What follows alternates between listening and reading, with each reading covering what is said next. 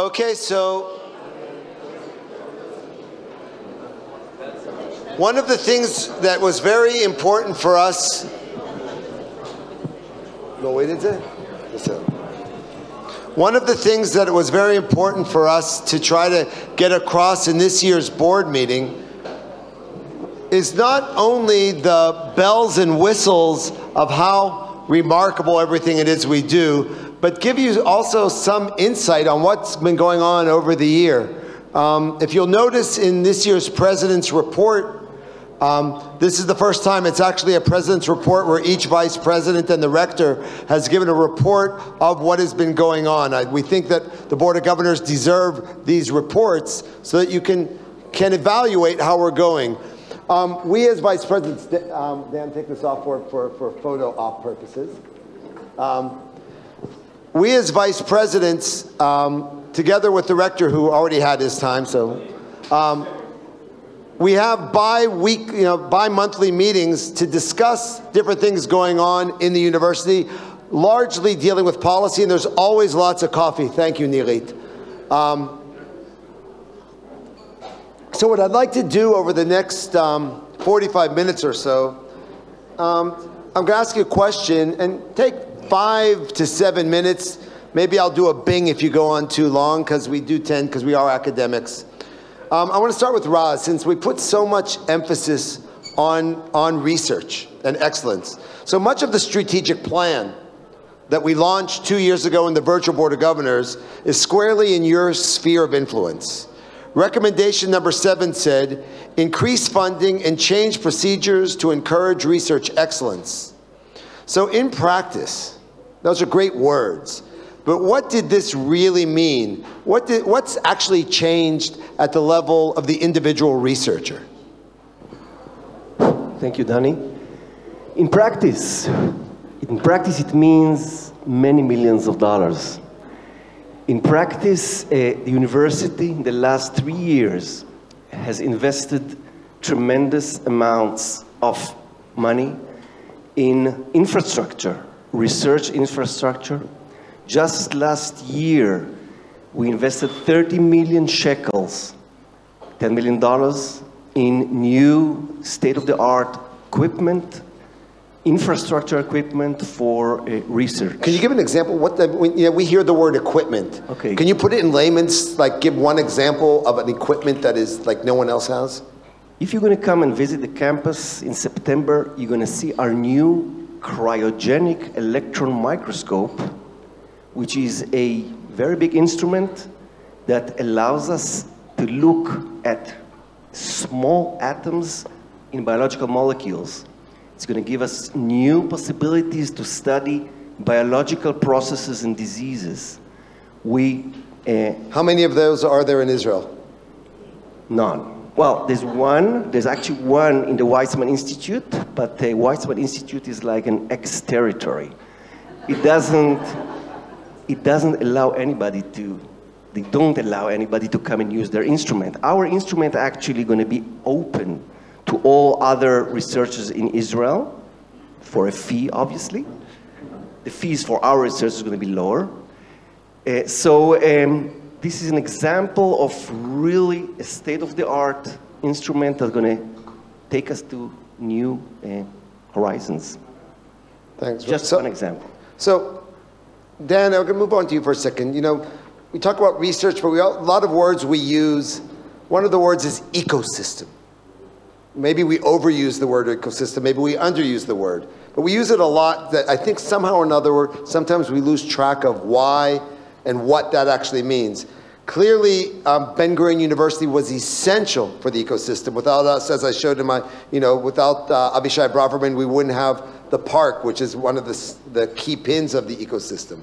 But considering how Beersheba, I don't even know how you say it in English, has evolved over the past 2 decades, do we still need to be part of this development? Does this need to be one of our goals as a university to develop the ecosystem? Thanks. Can you hear me? Yeah. Thanks. Good morning and welcome, everyone. So, a wonderful question. Ben-Gurion University was established in 1969 not for academic reasons initially. At that time, there was no need for another academic institution in Israel. It was established to make a difference in the Negev, to draw population to an undeveloped part of the country.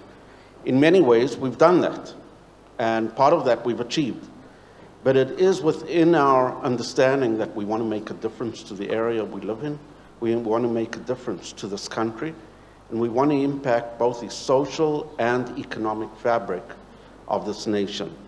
In that sense, we've been working diligently on building what you call the ecosystem, and our mayor likes to put the distinction between the ecosystem and the ecosystem that it goes offer. But you need to have your hands in the air when you talk about well, that. I'm not going to try and imitate him with the fully, but we've been working on building what we call this ecosystem, and the ecosystem is actually creating new jobs, creating a new economy, and a new social fabric in southern Israel. Easily, Israel could turn into another Singapore and build a huge city in Tel Aviv. And that's not the objective of this state. That's not what we want here. That's not what the people that established this country wanted. I don't think we want it for our children. And what we're doing at the moment is still working on this economy. We've achieved a lot, and you mentioned the National Innovation Report that came out about a week ago that showed that Beersheba is #1, percentage-wise, in the growth of high-tech jobs and startups, but those are small numbers. Yeah, is that lying with statistics? It's not lying, it's true, it's absolutely true, but if you look at the absolute numbers, Tel Aviv surpasses us by far. Again, easily Tel Aviv can continue growing, and if we don't keep our foot on the pedal over here, Beersheba will slow down. That is, in many ways, our job to build this economy, to have an impact. So what is the role of the university? You know, I put you in this position for a reason, that's right? fine. You know, so what are we doing to do it? Or are we just, you know, So as a university, we do basic research. We also do applied research. For, I think, all of us, it doesn't matter if we're in engineering or in humanities, when our research is known and impacts the society, it makes us feel good. We'd like our research to go from the university outwards to the society, and that's what we're doing in many ways. We're building this, we're drawing people to this area, we're creating for our students new jobs and new economies, and I think that we're doing what we should be doing. Many universities are coming to learn from us about what we call the PPP, the public-private partnership that exists in Beersheba, which includes Ben-Gurion University as an anchor player, the government through the IDF and the IDF move to the Negev and the investment, and private companies like incubators, Dell that were the first to move, and others. I'll just mention that recently the government decided to invest in Beersheba through a lot of our influence in building the economy of Beersheba. The government decided to invest about $500 million shekels in this year only in building the infrastructure in Beersheba and building the innovation district. will we as a university, are we being altruistic in doing this, or will we get something out of it? Not monetarily necessarily, but is this good for the university? So I'll answer that in two ways. First of all, for the university, it's extremely good. A lot of money is coming and being invested in research in the university. Secondly, it's helping us bring new faculty members and creating the urban vibe that we would like to have in Beersheba, so that people would like to be in Beersheba. And the third thing is, many of us are citizens of the Negev, and we'll be enjoying this, and our kids will be enjoying this. Thanks. So let's move over to the second new president. You know, a second new vice president. I made a new, Limor, you know, you're the BGU's first VP for global engagement. You've led our historic agreements with New Jersey and with our new campus in India, which is now recruiting students. But let's go closer to home. How do you see the future of BGU International? How will BGU interact with foreign students? Thank you. On campus? On campus. Okay, when I started my job, one of my challenges was that we didn't have enough teaching in English. And as long as we don't have enough teaching in English, it's difficult for us to attract international students. So one of the first goals was to increase the amount of teaching in English. And the deans are sitting back there, and I really owe you a great big thanks because the change is enormous. And from a couple of dozen courses that we had like 4 years ago, we have over 1,000 courses in English now. Part of it is because the Council for Higher Education decided that every Israeli student has to study some courses in English. So they actually forced us to create these courses. But is this helping us attract English-speaking students? It will. We are opening new programs in English. We already have a new master's program in African studies, and we're hopefully opening a Middle Eastern Studies master's program in English next year. Both engineering sciences and natural sciences teach in English. Whenever there's an English-speaking student coming into an advanced course, they will switch to teaching in English. And hopefully, within 2 years, we're going to have an undergraduate degree, which is our biggest challenge, because we don't have a lot of undergraduate teaching in English in Sde Boker or in agriculture or desert studies. The rector has just submitted the permission to the Council for Higher Education to open an undergraduate degree around sustainability. It will be part of the School of Sustainability. But how do you, we talk about this all the time also in our meetings. On the one hand, we want to be a global university. On the other hand, we're in the Negev. We know that some of our students struggle in English. But on the other hand, we want to compete with the IDC or Tel Aviv University and Hebrew University. Do you see Ben-Gurion University becoming a magnet for international students? Yes. I think our students are different. They're looking for something different. The students that go to Tel Aviv are looking for the party, for the beach, and the students that are here are more interested in sustainability, in the population around here, in doing a service to community, in social activity, and so on. And we do tell them that it's an hour train to go to the beach, but they can take the train back, and life is much more real in Beersheba, and they're different. I see a different profile. So David. Yes. 19 years as Director General, and a new young president comes in from outside and tries to teach, I'm not going to say an old dog new tricks, but I have to say,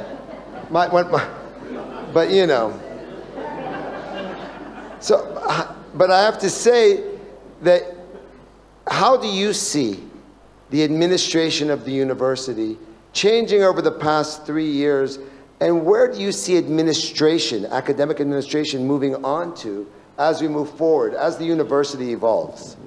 Okay, it's a big question, Danny. When you say administration, some people think about bureaucracy. But, I'd like to say some general words about the administration. The university is made up of the academic faculty, students, and the administrative staff, and they are inseparable. Wherever you have a researcher or a student, there is the support of administrative member. And we have an excellent and very dedicated employees at the university. And over the last 3 decades, the university grew from 6,000 students to nearly 20,000 students, and become one of the best universities in Israel. And the university has maintained financial strength throughout the 3 decades, better than any university in Israel. And we finished developing the Marcus Family Campus, significantly expanded the Sde Boker campus, and we are now developing the North campus. Every year we build about 10, 15 new advanced laboratories for newly recruited scientists, researchers, which are very complicated projects. And all this wouldn't have happened without having qualified and dedicated administrative and technical staff. So the administration, of course, is important part of the development of the university. Now, regarding the future, what you ask, Danny, there are several challenges for the administration. The first is to recruit excellent employees in all areas and maintain their motivation. How do we do that? Well, it's not easy because the situation in the labor market today is challenging and requires us to adapt and find the ways to succeed. After 2 years of Corona, more employees are leaving the university, resigning from the university. And are they the ones you want to resign? Not really. Yeah. Not really. They are going to the high-tech positions, and it becomes much harder to recruit new employees, especially given the fact of the high-tech boom and the fact that the university is a public institution with limitation on salary and labor agreements, and it becomes more and more difficult, and it's something that we're working very hard in order to meet this challenge and overcome these obstacles. The other challenge is to continue the process we have already begun to improve the administrative efficiency and reduce bureaucratic burden.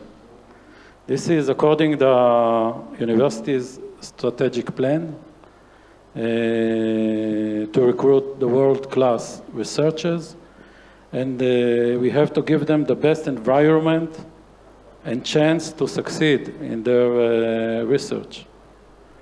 And particularly important now, and we do that, is to strengthen the information systems that serve the faculty, the students, and the administration. And this year we invested great resources in manpower, and we doubled our budget to the IT departments, and we developed new systems to serve the researchers, the students, and the administration. And this effort must continue in the next year, and it's really a challenge also from the point of view of the budget, because it's huge amounts. And after we suffered a cyber attack last year, we have to invest, and we already did, much effort in cyber protection of the university. Those of you who don't know, getting a phone call at 10 o'clock at night from the National Cyber Directorate saying you're being attacked by Iran is not one of the pleasant things for a president to hear. Yes, it was a horrible week. We worked 24 hours a day in order to eliminate the attack, and we almost stopped the studies at the university. We took a very tough decision to continue, but it's really, it was very, very challenging at that time. And the third thing is, you know, we talked about it. The university has an exceptional record in maintaining balanced budget, and it enables us to develop and to grow. You know, when you're stable, you can invest and develop the university, and we must maintain this fiscal responsibility while adapting the new university strategy and, of course, adopting the budget to the strategy. And in this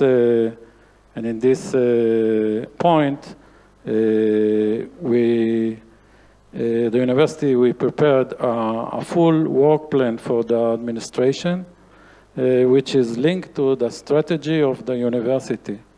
And it's very important. And the last thing I want to say is, well, I'm leaving the university in very good shape, and I have full confidence that the administration, together with the university faculty and the students, will successfully meet the challenges ahead. I think the university will have, in the 10 years ahead, excellent time, and it's going to grow and to flourish. So I do have to say, whoever actually made up that statement, "You can't teach an old dog new tricks," did not know David Bareket. Usually, I'm not so optimistic, you know. But So Jeff, you're BGU's first professional vice president for resource development in many years, and you come from the Hall of Fame of Jewish philanthropy. You know, your CV and your record, you know, your Rolodex in your mind is limitless. But here you come to a university. So what's different about your job at BGU, working in academic philanthropy and resource development, than anything else you've ever done in the Jewish Agency, in the Association of Christians and Jews, and all the amazing things that you've done prior to this job? Well, first of all, you know this, but I drive every single day to the university. From Mivasset, I haven't yet persuaded my wife that we should move to the Negev. And then you know it because we're talking on the phone often. And I have this, this thing that happens to me every single day. When I go onto Road 6, it's almost as if I'm in a different world. I open the windows, whether it's warm or cold, and I start smelling the air of the Negev, and I drive down Road 6 into a different world that I'm leaving. And part of it is there is a different smell to the Negev, and second of all, there's a different visual. I know that on my shoulders is something incredibly important that makes me humble. I'm gonna challenge you here. You're talking philanthropy, but what's academic philanthropy? Yeah. Okay, but I'm going to say that in a second. That burden is having Ben-Gurion's name and the responsibility for that, and so that's a very big difference from anything else I've ever done. Regarding academic, the first 2 or 3 weeks I was in university, when people were printing out name sheets like this, I would see this Professor Jeff K, and I would say, no, I'm not a professor, I'm really not. And I probably will never be a professor. The difference is that, further to what I was saying before, every single day I'm exposed to a world that I never saw before. Disciplines that I've never heard of, or I've heard of, but I never understood before. And sometimes I'm sitting with people like Dan and I'm nodding my head, pretending I'm understanding, and I'm not really understanding. But you know. But what I hope has been the thing that I'm managing to get there is to be able to translate some of the complexities of the academic world and meet with people, many of them are sitting in this audience, and convey, if you like, translate the importance of what we're doing every single day. So it's a new challenge for me, it's a wonderful challenge, and again, one that I don't take lightly at all. So let's stay on here with you for a second, Jeff. Looking forward, what's your big idea for the coming years? I think that well, I'll say first of all, fundraising for me is not it's not sales, it's not transactional, it's educational, it's bridge building, and so if everybody in this room can help introduce us to another 5-10 people who will discover the wonders of Ben-Gurion University, open the doors to people who have huge capacity or even less than huge capacity, and let them understand how incredibly important we are, further to the things you were saying before, then the work will do itself. We will take these numbers, which are considerable numbers you talked about before, but we'll double them or triple them or quadruple them. That's what it's all about. And again, it's not about sales. It's about allowing people to be partners of this incredibly important endeavor. Limor, what's your, 4 years from now when we're sitting here, what's your big dream that we've accomplished? Double the number of international students at BGU.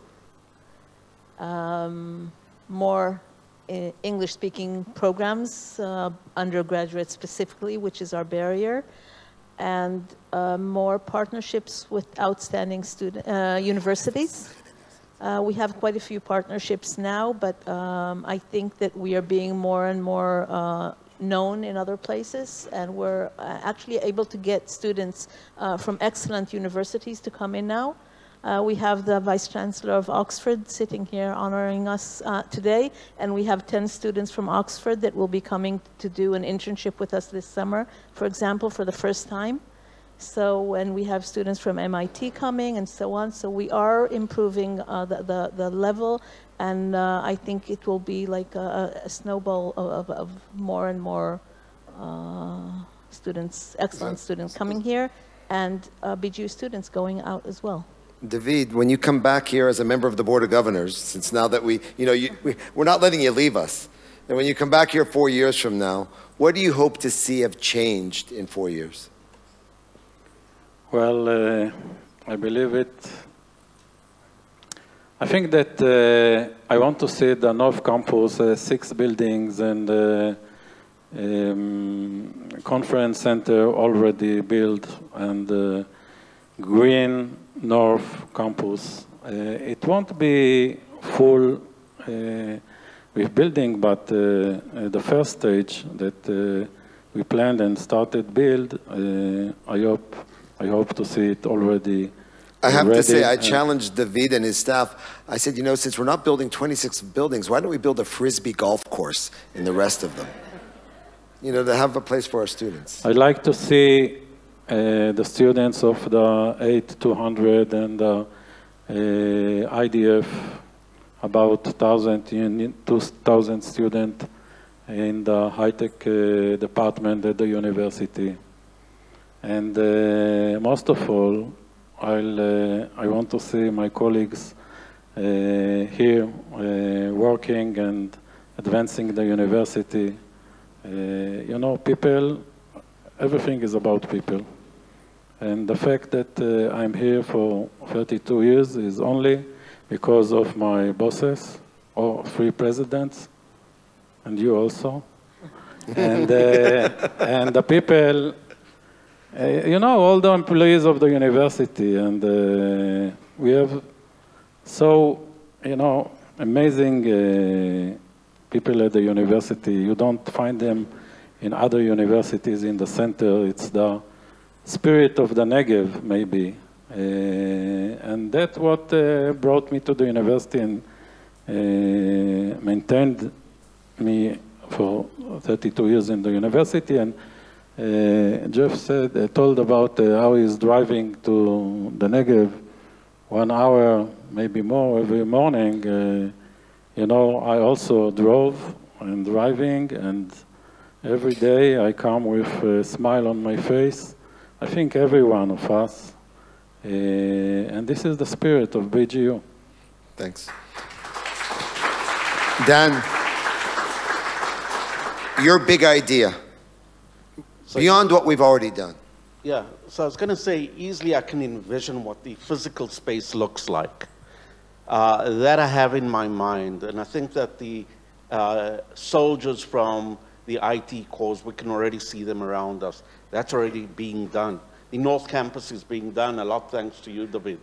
But if I had to put 2 lines to this, one is that people realize that the distance to Beersheba is shorter than the distance to Tel Aviv, and we have meetings in Beersheba, and we don't have to rush off to Tel Aviv, because the center of things is in Beersheba. That's one thing I want to realize. Second thing is that we have not 1, but 3 hotels like this in Beersheba, and that the Board of Governors, they can then be, yeah. Okay, 5 for you, Jeff. But I think that the issue of an urban vibe with a major research center that includes the entire area that we live in, the university, the high-tech park, the army, the hospital, being one fabric, one major campus. I think that that's where I want to see us, not in 20 years, but in 5, 7, 8 years from now. There. Raz, I left you for last because 3 years ago I started talking about research excellence. And we've talked a lot about the Negev and the ecosystem, but where will we be as a research university? What's your big idea? What can we really be an internet known for? Where would you like to lead us to? Well, breaking barriers. I think this title really crystallizes what we should do and what we can do in 1 year, 4 years, 8 years. If we can succeed to do that, research-wise, we can take the university to wonderful places. And yeah. So thanks very much. You got an inkling on the type of discussions. We have actually usually one meeting is about one of these people plus Sarab and plus Chaim. But this is what goes on behind the scenes where we're not making decisions about what building to clean or not building to clean. But thank you very much. And now I'd like to invite Professor Guy Ben-Poat, who will introduce the next session.